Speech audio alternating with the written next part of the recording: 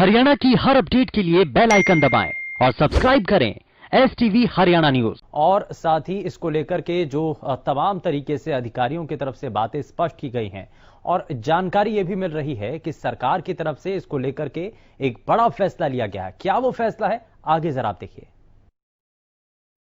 हरियाणा में गेहूं की खरीद लगभग पूरी हो चुकी है और अब तैयारी है धान के लिए।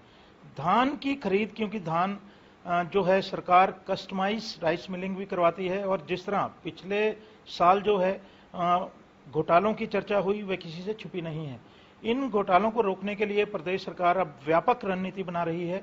खाद्य एवं आपूर्ति विभाग के अतिरिक्त मुख्य सचिव PK दास हमारे साथ हैं। आइए उनसे जानेंगे कि ये क्या रणनीति है ताकि आगे घपला ना हो, घोटाला ना हो। दास साहब, क्योंकि पिछले साल जो हुआ सभी को मालूम है किस तरह से आप लोगों ने बड़े जोर लगाकर पैसे वसूले भी 90 करोड़ के मामले में, तो अब की दफे क्या रणनीति है?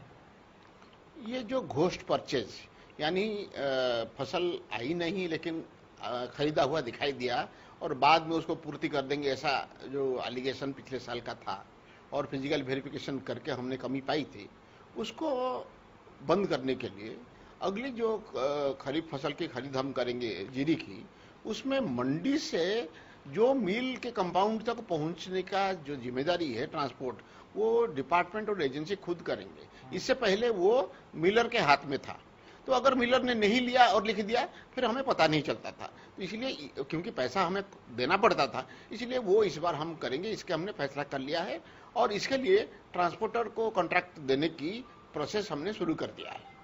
सर, ये बताएं कि क्या ये सिस्टम जो है फुल प्रूफ रहेगा? जी, आज तक हमें सिस्टम में जो कमी नजर आई है उसको दूर करने के लिए प्लानिंग बना लिया है। इसीलिए आज तक की कमियों के बारे में तो फुल प्रूफ रहेगा ही रहेगा, लेकिन हमेशा कुछ ना कुछ त्रुटि नए ढूंढे जाते हैं और जैसे जैसे त्रुटि नजर आएगा हम उसको भी रोकेंगे। एक और बड़ा मुद्दा है, किसानों की पेमेंट सीधा दिया जाएगा या आढ़तिया के जरिए दिया जाएगा? इसको लेकर जो धान की खरीद जो होनी है, क्या तैयारी है? देखिए, इस बार जो पेमेंट मैकेनिज्म हमने अपनाया वो एक मजबूरी में अपनाया, क्योंकि आड़ती हमारे साथ कोऑपरेट नहीं किया।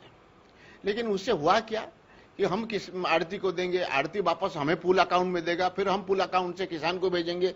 इसमें अननेसेसरी देरी हो रही है और जो किसान के मन में जो संतोष होना चाहिए वो नहीं हो रहा है।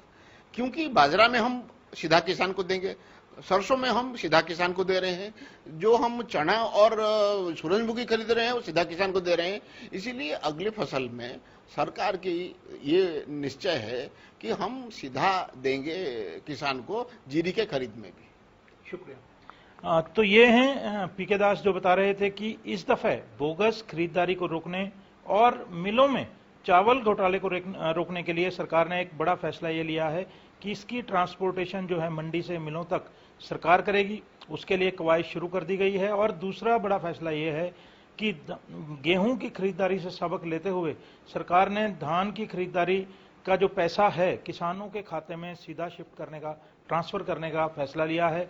क्योंकि एक तजर्बा गेहूं की खरीद में सरकार का हो चुका है, तो अब ऐसी जो देरी या फिर दिक्कत नहीं आएगी।